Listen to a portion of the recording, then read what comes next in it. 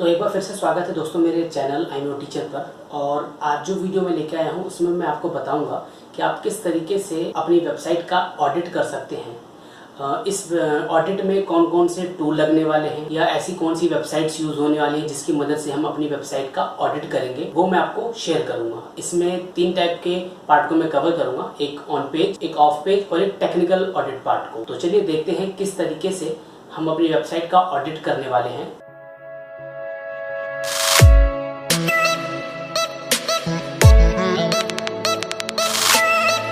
तो चलिए दोस्तों देखते हैं कि किस तरीके से हम अपनी वेबसाइट का ऑडिट करेंगे। इस ऑडिट में मैं आपको 3 पार्ट पे कवर करूँगा, जो कि है हमारा एक ऑन पेज, एक टेक्निकल एसईओ और एक ऑफ पेज। अगर आपकी वेबसाइट एकदम ब्रांड न्यू है तो आपको सबसे पहला फोकस रखना है अपने ऑन पेज एसईओ का जो ऑडिट है उस पर, और उसके बाद हम करेंगे टेक्निकल एसईओ। और ऑफ पेज तब करेंगे अगर आपकी वेबसाइट पे पहले से ही एसईओ का काम हो रखा है, और अगर आप उसको ऑडिट करना चाहते हैं तब हम ऑफ पेज की जो एसईओ है उसका ऑडिट हम करेंगे। तो सबसे पहले मैं कवर करूँगा वो है ऑन पेज एसईओ ऑडिट। तो on page SEO audit cover करने के लिए आपको कई टूल भी मिल जाएंगे। तो जो टूल है, जिस टूल की मदद से मैं आपको बताना जा रहा हूँ, वो टूल है एसईओ क्विक। ठीक है, तो चलिए उस टूल को देखते हैं किस तरीके से हम करेंगे। तो सबसे पहले मैं वेबसाइट ओपन कर लेता हूँ। एक देखिए, इस वेबसाइट को मैंने ओपन कर लिया है। ओपन करने के बाद मैं एसईओ क्विक की मदद से इस पेज का ऑडिट करूँगा। देखिए, इतने सारे जो फैक्टर्स हैं जो सही होने चाहिए या कोई अगर दिक्कत होती है जो ऑडिट में इम्पॉर्टेंट होते हैं वो ये बता रहा है। तो जैसा कि सबसे पहला देख रहे हैं वो है हमारा वेबसाइट का यूआरएल, वो ठीक है, ऑप्टिमल है, उसकी जो लेंथ है वो सही है। सेकंड है वो है हमारा जो कैनोनिकल यूआरएल, कि अगर आप www से अलग खोलते हैं या आप https से खोलते हैं और या विदाउट www खोलते हैं तो उस पर हमने ये कैनोनिकल सेट कर रखा है कि सिर्फ और सिर्फ यही वाला यूआरएल ही ओपन होना चाहिए। तो आपको किसी एक स्पेसिफिक यूआरएल पे फिक्स रखना है। अलग अलग वर्जन के लिए अलग अलग पेजेस नहीं खुलने चाहिए, आपकी वेबसाइट के अलग अलग मोड्स नहीं खुलने चाहिए। ठीक है, इसके बाद जो हमारा आता है ऑन पेज में ही, वो आता है हमारा टाइटल, मेटा टाइटल। इसकी जो लेंथ होनी चाहिए वो मैक्सिमम है 70 कैरेक्टर्स, हम इसको यूज़ कर सकते हैं, तो जो कि ठीक है। अगर आपकी वेबसाइट में जो आपकी वेबसाइट का मेटा टाइटल है अगर वो इससे ज़्यादा है या इससे कम है, आप कोशिश करें कि अपनी वेबसाइट का जो मेटा टाइटल है वो 70 कैरेक्टर्स या 60 कैरेक्टर्स के अंदर प्रॉपर यूज़ करें, उससे ज़्यादा ना करें। अगर कम है तो उसको और अच्छे एफिशिएंट वे में यूज़ करें। इसके बाद जो हमारा अगला पार्ट है वो है हमारा मेटा डिस्क्रिप्शन। आपकी वेबसाइट को जो इन्फॉर्मेशन डिस्क्राइब करती है सही तरीके से, वो इन्फॉर्मेशन आप अपने मेटा डिस्क्रिप्शन में दे सकते हैं। 160 कैरेक्टर्स बहुत है आपकी वेबसाइट को गूगल पे शो करने के लिए। कोशिश करिएगा कि इससे कम ना हो। अगर इससे कम है तो उसको बढ़ाइए और ऑप्टिमाइज वे में उसमें कीवर्ड्स डालिए, या आप जिन फीचर्स को शो करना चाहते हैं आप उसको वहाँ डाल सकते हैं। मेटा कीवर्ड अब एक ऐसा पार्ट हो गया है जो डेप्रिकेटेड हो चुका है ऑडिट के हिसाब से, कि उसका उतना वो यूज़ नहीं है कि आप उसमें कीवर्ड डालें ना डालें, उतना यूज़ नहीं है। ठीक है, इसके बाद जो पार्ट है हमारा वो है हमारा हेडिंग टैग्स। आपकी वेबसाइट में एटलीस्ट या आपके कंटेंट में एटलीस्ट एक बार तो H1 आना ज़रूरी है। एक बार H1, H2 आपके ऊपर डिपेंड है, H3 आपके ऊपर डिपेंड है, बाकी इसी तरीके से सब आपके ऊपर डिपेंड है कि आप किस तरीके से उसको यूज़ करते हैं। ये यूज़र के पॉइंट ऑफ व्यू के लिए, कि यूज़र को कंटेंट की रीडेबिलिटी सही मिलती है, उसके लिए हम अपने हेडिंग या हेडिंग टैग्स को ऑप्टिमाइज़ करते हैं। इसके बाद आता है हमारा इमेज का ऑप्टिमाइजेशन। अगर आपकी जो वेबसाइट की इमेजेस हैं वो काफ़ी हैवी हैं या ज़्यादा केबी की हैं, तो वेबसाइट अगर लोड होगी तो बहुत ज़्यादा टाइम लेगी ओपन होने में। ठीक है, तो उससे बचने के लिए आपको अपनी वेबसाइट का जो इमेज का साइज़ है एक तो वो कम रखना होगा। ऊपर से अगर आप चाहते हैं कि आपकी वेबसाइट की जो इमेजेस हैं वो रैंक करें, तो आप उसमें ऑल्ट एट्रीब्यूट या अल्टरनेटिव टेक्स्ट का यूज़ करें, जिससे आपकी वेबसाइट का जो इमेज है वो रैंक करेगा। एक पार्ट आता है हमारा स्कीमा का, कि आपकी वेबसाइट में आप किस टाइप का स्कीमा यूज़ कर रहे हैं। अगर FAQ का स्कीमा यूज़ कर रहे हैं या आर्टिकल का स्कीमा यूज़ कर रहे हैं ऑर्गेनाइजेशन का स्कीमा यूज़ कर रहे हैं, वो आपके ऊपर डिपेंड है कि आप क्या स्कीमा यूज़ कर रहे हैं। हर वेबसाइट में कोई ना कोई स्कीमा यूज़ हो रहा होता है, तो आप देख लीजिएगा कि आपकी वेबसाइट पे किस टाइप का स्कीमा यूज़ करना आपके लिए अच्छा रहेगा। न्यूज़ रिलेटेड स्कीमा यूज़ कर सकते हैं या आर्टिकल रिलेटेड स्कीमा भी यूज़ कर सकते हैं। ठीक है। ओपन ग्राफ में क्या है कि आप अगर आप फेसबुक का पोस्ट डालते हैं तो उसकी कुछ इमेजेस, उसके टेक्स्ट क्या शो होगा आप वो सेट कर सकते हैं। अदरवाइज़ होगा क्या कि वो डिफ़ॉल्ट कुछ भी उठा लेगा आपकी वेबसाइट से रिलेटेड, और वो फेसबुक पे जब हम पोस्ट शेयर करते हैं वहाँ वो शो करेगा। तो अगर वो ऑटोमेटिक कुछ ना उठाए, उससे बचने के लिए आप ओपन ग्राफ में यूज़ कर सकते हैं। इसी तरीके से है हमारा ट्विटर कार्ड। ट्विटर कार्ड में भी आप डिफ़ाइन कर सकते हैं कि आपको क्या क्या शो करना है, उसका डिस्क्रिप्शन, उसका टाइटल और उसका इमेज क्या होना चाहिए, वो आप शो कर सकते हैं। इसके बाद हम देखते हैं कि आपकी वेबसाइट का एम्प है कि नहीं है। तो यहाँ इससे पता लगा कि हमारी इस वेबसाइट का एम्प वर्जन नहीं है। तो आप अगर एम्प वर्जन बनाना चाहते हैं तो आप बना सकते हैं। ये जो है हमारा robot.txt, इससे हमें पता लगा कि हमारी वेबसाइट पे robot.txt फाइल है। इसकी सही फॉर्मेटिंग robots.txt है और इसको हमारी वेबसाइट के रूट फोल्डर में ही होना चाहिए। अगर आप इसे कहीं और डालते हैं तो ये एक्सेसिबल नहीं होगा। गूगल के जो बॉट्स आएंगे वो आपकी वेबसाइट को सही तरीके से क्रॉल नहीं कर पाएंगे। तो उससे बचने के लिए आप अपने वेबसाइट पे एक तो robot.txt यूज़ कीजिए और उसे मेन फोल्डर में डालें। इस robot.txt के अंदर ही हम परमिशंस देते हैं कि हमारी वेबसाइट के किस किस पार्ट को क्रॉल करना है, किसे अलाउ करना है या किसे डिसअलाउ करना है। फिर हम आते हैं अपने साइट मैप पे। अगर आपकी वेबसाइट पे साइट मैप नहीं डला तो गूगल बॉट्स जो आते हैं उनको आपकी वेबसाइट पे कंटेंट नहीं मिलेगा कि कौन से कंटेंट को क्रॉल करना है या उसको इंडेक्स करना है। तो अगर आपकी वेबसाइट पे सही तरीके से साइट मैप डला होगा तो वो सारे कंटेंट को क्रॉल कर पाएगा आसानी से। फिर एक इसी तरीके से हमारे पास आता है गूगल एनालिटिक्स का पार्ट कि आपकी वेबसाइट पे गूगल एनालिटिक्स सेटअप है कि नहीं है।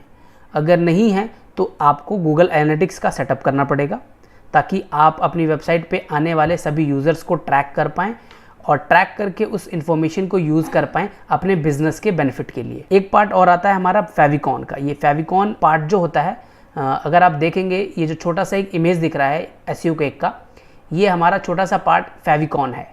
आपका ये एक तरीके से लोगो ही होता है, बस वो एक छोटी सी फॉर्म में यूज़ होता है। अगर आप यूज़ नहीं करेंगे तो ये मतलब एक तरीके से ऑडिट में एरर दिखाएगा। आपको फेविकॉन यूज़ करना ज़रूरी है ताकि आपकी वेबसाइट प्रोफेशनल लगे।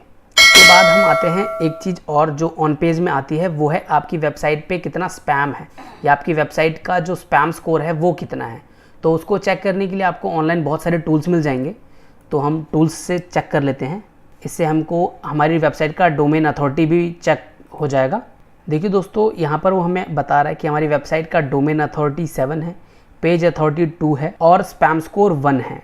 ध्यान रखिएगा दोस्तों, अगर आपका स्पैम स्कोर ज़्यादा है तो वो दिक्कत करता है आपकी रैंकिंग में और आपकी वेबसाइट की परफॉर्मेंस में। दोस्तों, अब हम आते हैं अपने टेक्निकल SEO के पार्ट पे। जिसमें हम सबसे पहला कवर करते हैं वो है हमारा मोबाइल पेज की स्पीड। तो उस मोबाइल पेज की स्पीड को चेक करने के लिए हम गूगल का एक टूल है पेज इनसाइट है। यहाँ पर हम चेक करेंगे कि हमारी वेबसाइट की जो पेज की स्पीड है मोबाइल वर्जन में और डेस्कटॉप वर्जन में क्या है। तो हम यहाँ चेक करेंगे।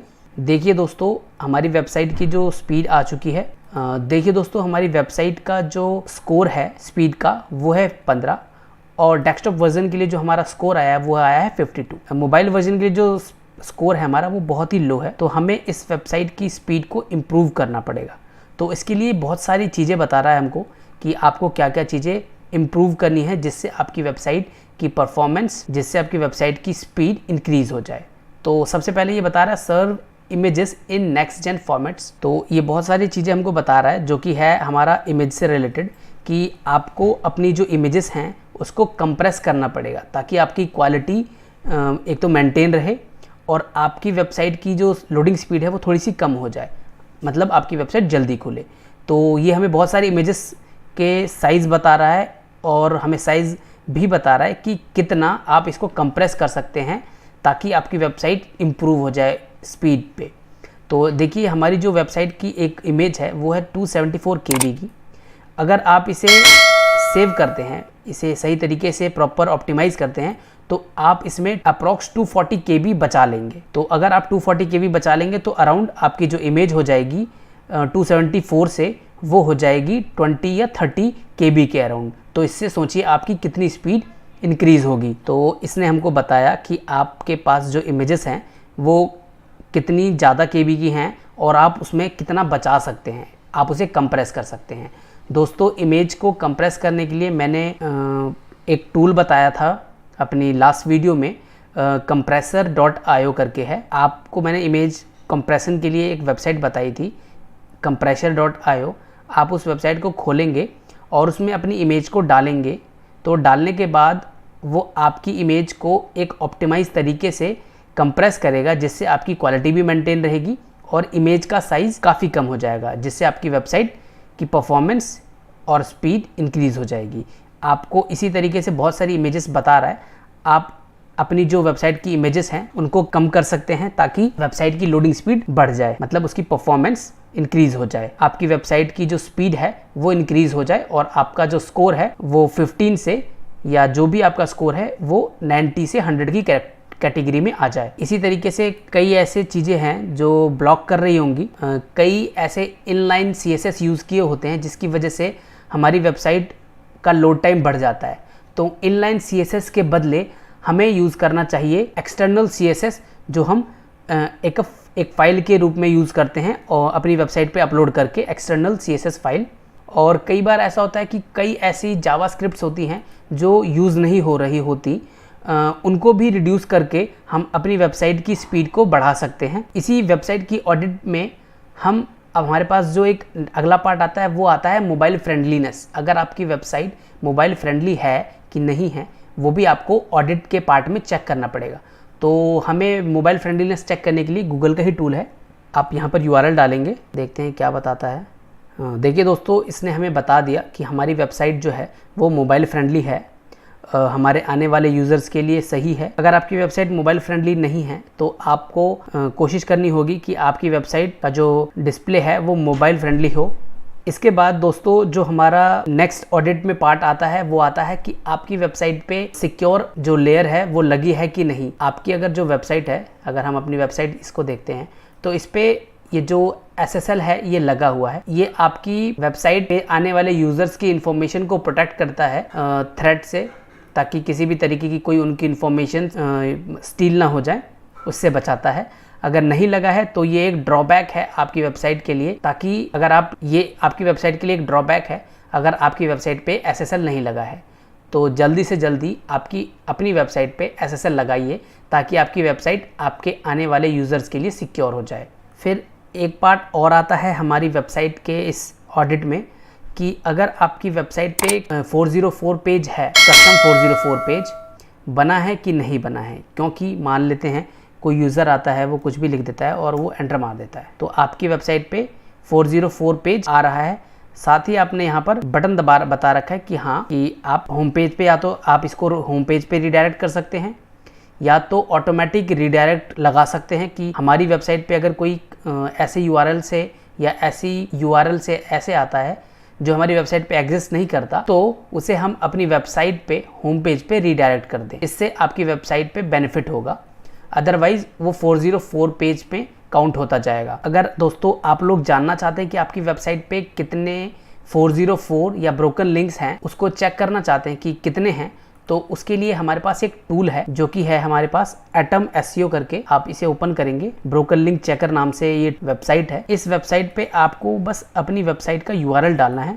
आपको अपनी वेबसाइट का यहाँ पर URL डालना है और ये आपको चेक करके बता देगा कि आपकी वेबसाइट पर कितने ब्रोकन लिंक्स हैं जो आपसे कनेक्टेड हैं। आपको चेक करने के लिए कि आपकी वेबसाइट पे कितने ब्रोकन लिंक्स हैं, आपके पास टूल्स हैं जो ब्रोकन लिंक्स चेक करते हैं। जैसे कि हमारा सीमरस है, हमारे पास Ahref टूल है। आप उसकी मदद से अपने ब्रोकन लिंक्स को चेक कर सकते हैं कि हमारी वेबसाइट पे कितने ब्रोकन लिंक्स हैं और आप उनको करेक्ट कर सकते हैं, उन्हें अपनी वेबसाइट से रिमूव कर सकते हैं।